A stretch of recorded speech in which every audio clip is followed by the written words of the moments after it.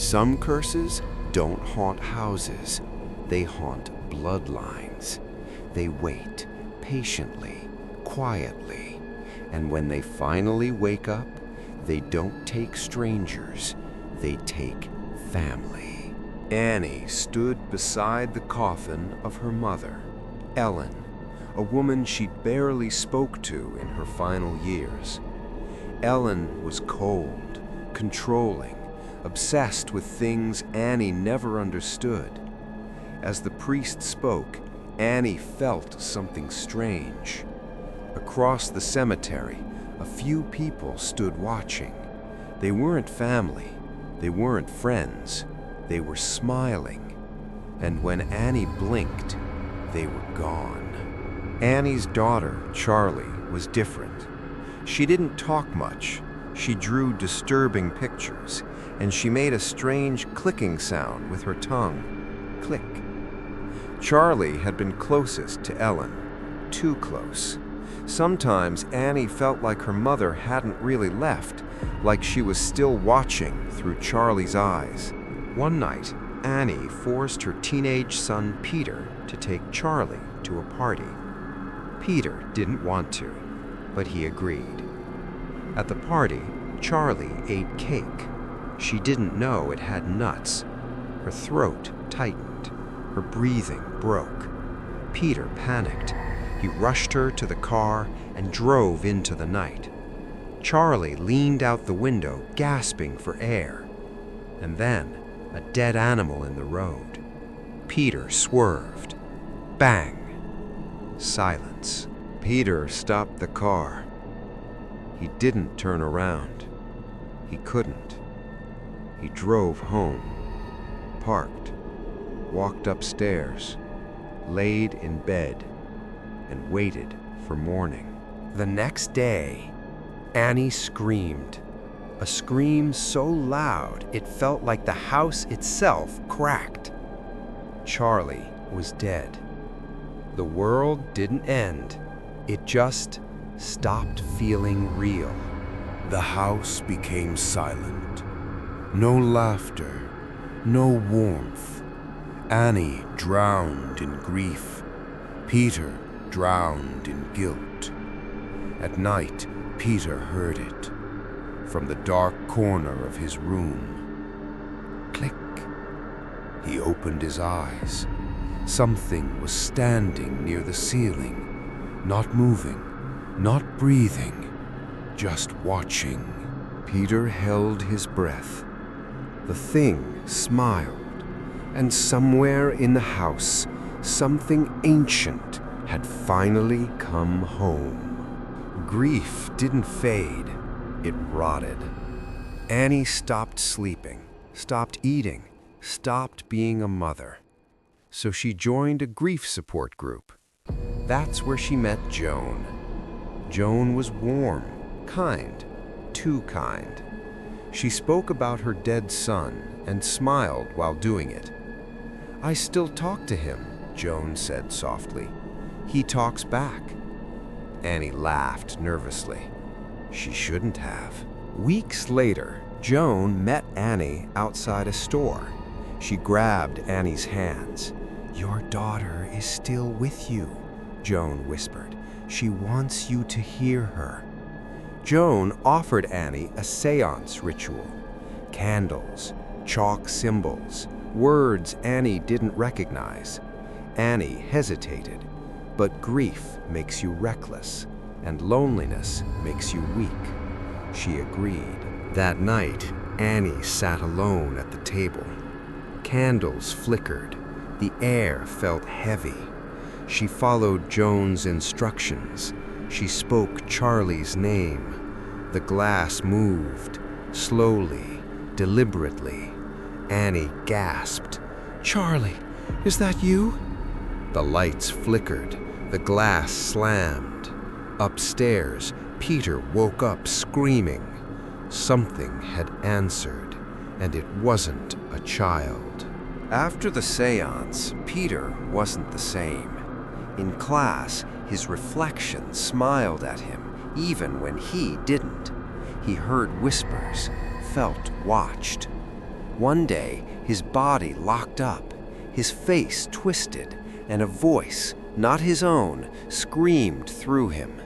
The teachers called it a seizure. They were wrong. Annie started digging through her mother's things. Old photo albums, strange symbols, books on occult worship. Then she found the photos. Her mother, standing with robed figures, circles, altars, decapitated animal remains. Annie's hands shook. This wasn't grief. This was inheritance. One name appeared again and again in the books. Paimon, a demon king, a collector of male bodies, a god who rewards followers with power if given the right vessel. Annie finally understood. Charlie was never meant to survive. She was never the goal. Annie confronted Joan. Joan smiled. No warmth this time. "Your mother chose the bloodline," Joan said. "You just finished the ritual." Annie backed away. Joan whispered, "The king needs his crown." That night, Annie woke up standing in the dark. She didn't remember getting out of bed. Her hands were covered in chalk. Symbols were carved into the walls. And upstairs, Peter screamed. The house was no longer a home. It was a temple, and the god had arrived. No one slept anymore. The house breathed at night. Floorboards creaked without footsteps. Doors opened on their own. Annie woke up standing in hallways, holding objects she didn't remember touching. Symbols appeared on walls, drawn in chalk, drawn in blood. Something was training her. Peter felt it before he saw it. Eyes watching him in reflections. Faces staring from dark corners.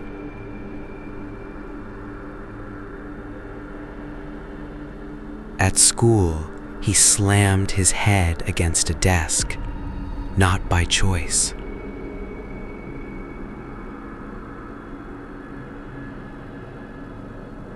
He slammed it against a desk, not by choice.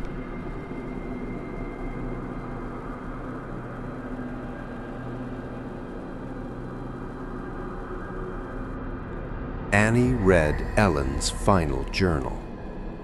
Every page confirmed the same truth. The first host must be female. The second must be male. The family must destroy itself. Only then could the king rise. The ritual was nearly complete, and Annie's role was not to stop it. It was to finish it. Steve, Annie's husband, refused to believe any of it. This is grief, nothing more. Annie tried to destroy the journal.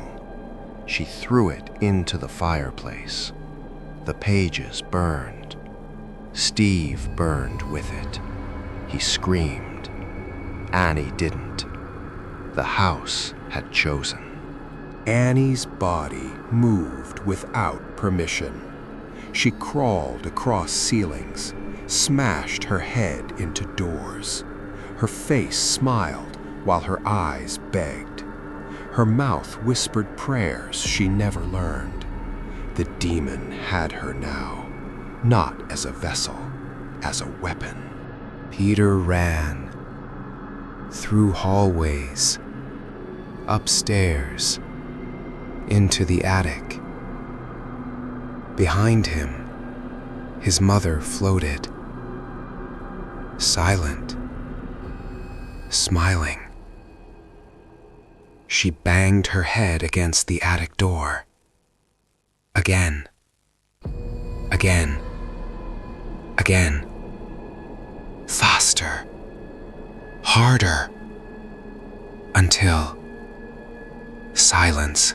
Peter climbed out the window. The voices screamed, "Let us in!" He jumped. His body hit the ground below, broken. Still, the house went quiet. Peter stood up, but Peter was gone. Inside the treehouse, robed figures bowed. A crown waited. A name was spoken. Peter walked toward the treehouse. His body moved calmly, too calmly. Blood ran down his face, but he didn't feel it. Inside the treehouse, candles burned without wind. The walls were covered in symbols. On the floor lay 3 figures: Ellen, Charlie, Annie, all headless, all smiling. This was not death. This was preparation. From the shadows they emerged. Men, women, elderly, young. The same strangers from the funeral. They knelt. One of them spoke. "We corrected your female vessels. We removed the weak. We gave you a crown." Peter tried to speak. His mouth didn't answer him. Something else did. A golden crown was placed on his head. A voice echoed, not from the cult, but from inside him. "I am Paimon, one of the 8 kings of hell." The cult bowed lower. "Hail King Paimon." Peter smiled, but his eyes were empty. The curse was never random. Ellen chose the bloodline because it was obedient, because trauma breaks resistance, because grief opens doors. Every death had a purpose. Every scream was necessary. Free will was an illusion. The family was never meant to survive. Somewhere deep inside the body, Peter screamed, but no one heard him. The demon had won, not through strength, through patience, through family, through love twisted into pain. The house went quiet. No more footsteps, no more screams, only peace. The kind that comes after everything is dead. The cult dispersed. Their work was done. The camera lingers on the treehouse, on the crown, on the empty smile. A whisper remains. You were never chosen to live. You were chosen to serve. Fade to black. Before you leave, if you enjoy dark psychological horror stories like this one, please consider subscribing to the channel. My previous channel was removed, and this is a fresh start. Your single subscription genuinely helps this channel survive and grow. Your comments and likes tell YouTube to recommend this video to more horror fans. So if this story disturbed you even a little, leave a comment below.